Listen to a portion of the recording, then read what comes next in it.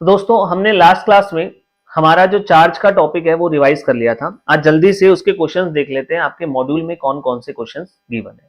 हमने रजिस्ट्रेशन में सारा चैप्टर रिवाइज करने के बाद जैसे क्वेश्चन किए थे आईसीए के मॉड्यूल के, वैसे ही हम इसके क्वेश्चंस करने वाले हैं। ठीक है, तो स्टार्ट करते हैं। सबसे पहला क्वेश्चन है, state the person liable to pay GST in the following independent cases provided recipient is located in the taxable territory. Sir recipient taxable territory में है तो ही आरसीएम के प्रोविजन लगते हैं। अब क्या कहा गया, पहला case services provided by arbitral tribunal to any business entity. आपको लिस्ट ध्यान है, ऑब्वियस है, यहाँ पे आरसीएम में ही टैक्सेबल होता है। Number 2, sponsorship service provided by a company to an individual. Sponsorship service के केस में provider must be any person other than company and recipient should be body corporate और पार्टनरशिप फर्म। सर यहां तो दोनों ही उल्टे हो गए, देने वाली भी कंपनी है, लेने वाला भी कंपनी या पार्टनरशिप फर्म नहीं है, तो सर यहां आरसीएम नहीं लगेगा, एफसीएम लगेगा। And last is renting of immovable property. अगर इनमोल प्रॉपर्टी रेंट की जा रही है, सेंट्रल गवर्नमेंट देती है रजिस्टर्ड बिजनेस एंटिटी को, तो यस आरसीएम लग जाता है। अगर यहां ओनली बिजनेस एंटिटी लिखा होता फिर आरसीएम नहीं लगता। ठीक है, रजिस्टर्ड बिजनेस एंटिटी है तो आरसीएम लग जाएगा। फर्स्ट क्वेश्चन सिंपल सा था। Second question, Vivek Goyal an independent director appointed in accordance with the provision of companies act 2013। एक मिस्टर विवेक गोयल है तो ये डायरेक्टर है, इंडिपेंडेंट डायरेक्टर है और कंपनीज एक्ट 2013 के अकॉर्डिंग अपॉइंटेड है। अब ध्यान रखना, जब भी क्वेश्चन कहता है कि इंडिपेंडेंट डायरेक्टर है, इसका मतलब he can not be the employ of company. वो एम्प्लॉय नहीं है, वो प्रोफेशनल बेसिस पे अपनी सर्विसेज देंगे। तो इन्होंने कहा एबीसी के ये इंडिपेंडेंट डायरेक्टर है और इन्हें सिटिंग फीस रिसीव हुई 1 लाख की बोर्ड मीटिंग अटेंड करने की। अब सिटिंग फीस जब भी मिलेगी तो इसका टीडीएस सेक्शन 194J में कटता है एंड रिसीवर भी इंडिपेंडेंट डायरेक्टर है, he can not be an employ. तो यहाँ पे डायरेक्टर ने सर्विस दी है कंपनी को एंड डायरेक्टर जब जब सर्विस कंपनी को देता है तो आरसीएम लगता है, yes chargeable to RCM. Third question sorry, Raghu associate provided sponsorship service. Sir sponsorship service देने वाली है रघु एसोसिएट और सर किसको दी जा रही है, we win cricket academy LLP. अब देखिए जब हम स्पॉन्सरशिप सर्विस की बात करते हैं तो provider must B other than body corporate. Raghu associate is not a body corporate. Sir हमें कैसे पता, क्या यहाँ पे कहीं पे प्राइवेट लिमिटेड लिखा है? The answer is no. तो ऑब्वियस है he can not be a body corporate, तो देने वाला अदर देन बॉडी कॉर्पोरेट है। एंड सर रिसीवर कौन है? Receiver could be any body corporate और पार्टनरशिप फर्म, और partnership firm includes LLP also. तो सर यहाँ पे रिसीवर एक एलएलपी है, तो यस यहाँ पे आरसीएम लगेगा और जो वी विन क्रिकेट एकेडमी है उसी को आरसीएम में टैक्स देना पड़ेगा। Fourth question, legal fees is received by Sushrut and advocate from Tattva trading company engaged in making taxable supply and located in Maharashtra having turnover of 50 lakh in preceding financial year। Sir service देने वाला advocate है, receiver एक business entity है और business entity की turnover 50 lakh से ज्यादा है, that means he would be registered.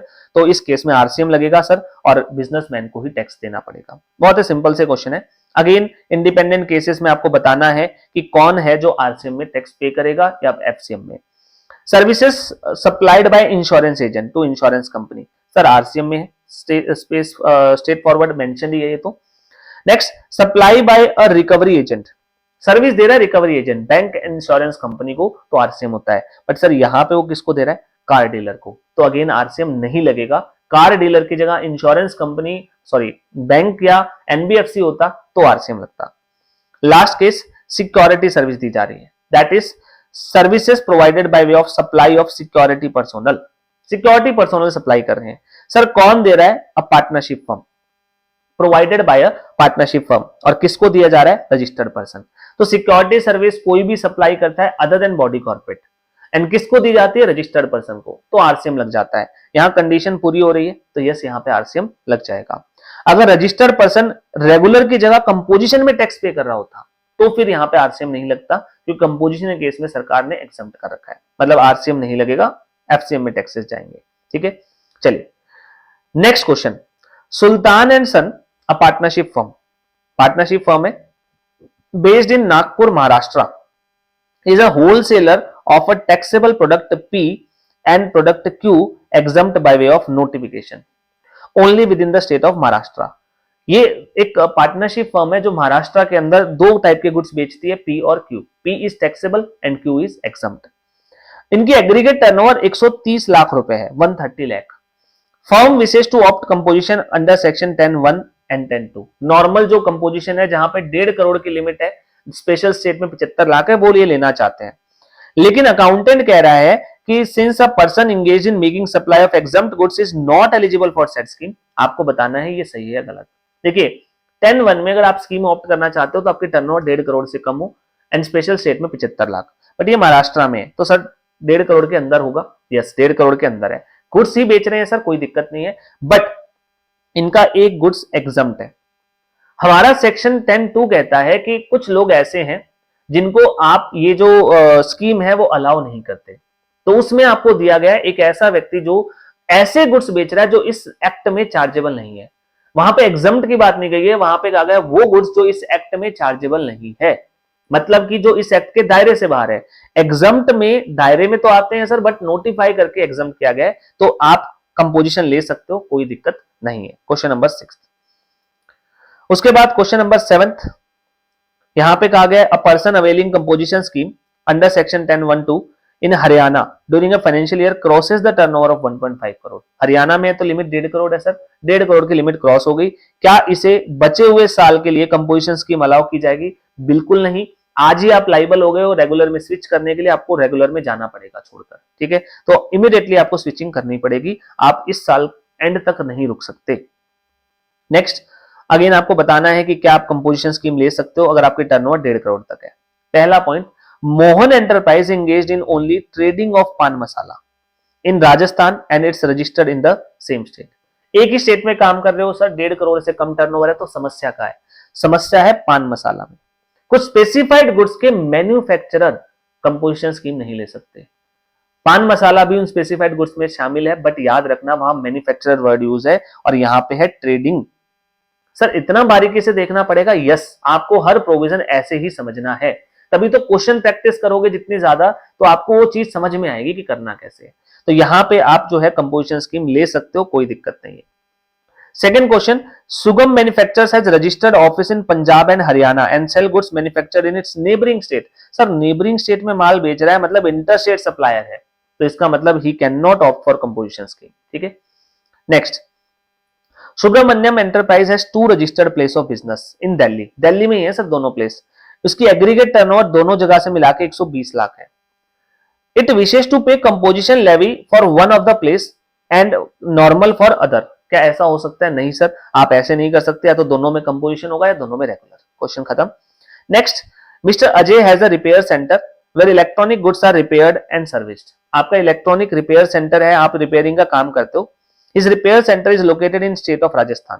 Rajasthan में है sir, and not engaged in making interstate supply of service, और आप interstate supply नहीं करते हो।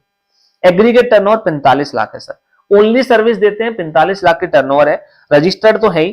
तो आपको पहले बताना है क्या वो 10(1)(2) या फिर 10(2)(a) दोनों में से कोई ऑप्ट कर सकते हैं क्या, और अगर कर सकते हैं तो what will be his tax liability, assuming कि इनकी एग्रीगेट टर्नओवर 35 लाख है। थर्ड क्वेश्चन भी है सर इसमें कि what will be your answer if mister A Ajay procures few items from neighbouring state. Buying कर रहे हैं सर इंटर स्टेट। तो 3 क्वेश्चन है। पहला क्वेश्चन, क्या वो 10(1)(2) या फिर 10(2)(a) ले सकते हैं? देखिए सबसे पहली बात, यहां इस क्वेश्चन में हमें बता रखा है कि आप सर्विसेज प्रोवाइड करते हो 45 लाख रुपीस की। तो देखिए सबसे पहले हमें यह समझना है कि सेक्शन 10(1) आपको कहता है कि आप कंपोजिशन ले सकते हो, टर्नओवर आपकी 1.5 करोड़ तक है, हमारे केस में भी है, लेकिन वहां आप सर्विसेज कितनी दे सकते हो सर? आपकी टर्नओवर का 10% या 5 lakh which ever is higher. अगर मैं दोनों लिमिट लगाऊं तो हाइयर बनता है 5 लाख, तो यहां पे सर 5 लाख तक की सर्विसेज आप दे सकते थे, बट हम तो सर सारी ही सर्विसेज दे रहे हैं, तो मतलब 10(1) तो नहीं मिलेगा। तो इसका मतलब सर हमें 10(2)(a) लेना पड़ेगा, और 10(2)(a) में आप 50 लाख तक की टर्नओवर तक वो ऑप्ट कर सकते हो। तो सर यस, हम विद इन द लिमिट है और हम 10(2)(a) ले सकते हैं। 10(2)(a) बनाया ही ऐसे लोगों के लिए गया था जो 10(1) नहीं ले सकते, वो 10(2)(a) ले लेना। बट सर यहाँ टैक्सेस 6% देने पड़ते हैं आपको। इसका मतलब अगर आपकी टर्नओवर अगले साल 35 लाख रहेगी तो आपको इसका 6% पे करना पड़ेगा, दैट विल बी 2,10,000। एंड ये अमाउंट आप कस्टमर से कलेक्ट नहीं कर सकते, आपको अपने जो है पॉकेट से डिपॉजिट करवाना पड़ेगा। तो पहला क्वेश्चन आपको ये बता रखा है कि क्या हम सर 10(1) या 10(2) लेंगे या 10(2)(a), तो हम 10(2)(a) ले सकते हैं। दूसरा टैक्स कितना बनेगा सर 35 लाख का 6%। और तीसरा अगर हमने दूसरे स्टेट से प्रोक्योरमेंट किया है, देखिए कंपोजिशन स्कीम वो नहीं ले सकता जो इंटरस्टेट सेलर है, इंटरस्टेट बायर में कोई दिक्कत नहीं है, तो प्रोक्योरमेंट से कोई फर्क नहीं पड़ता सर, हम कंपोजिशन स्कीम लेके रख सकते हैं। इंपॉर्टेंट क्वेश्चन है, अच्छा क्वेश्चन है, एग्जाम वर्दी क्वेश्चन है, अच्छे से आई होप आपने समझ लिया होगा। एंड लास्ट क्वेश्चन है सेक्शन क्वेश्चन नंबर 11 है, ये सेम ही है, बस अमाउंट को बदला गया है और कोई फर्क नहीं है, ये आप खुद रीड कर लेना। तो ये थे हमारे क्वेश्चंस चार्ज ऑफ जीएसटी के, जिसमें हमने कंपोजिशन और आरसीएम दोनों के क्वेश्चन देखे। अब नेक्स्ट क्लास में हम value of supply and time of supply को डिस्कस करेंगे। आई होप अभी तक के आपने दोनों टॉपिक अच्छे से समझ लिए हैं। आज की क्लास में इतना ही, मिलते हैं नेक्स्ट क्लास में।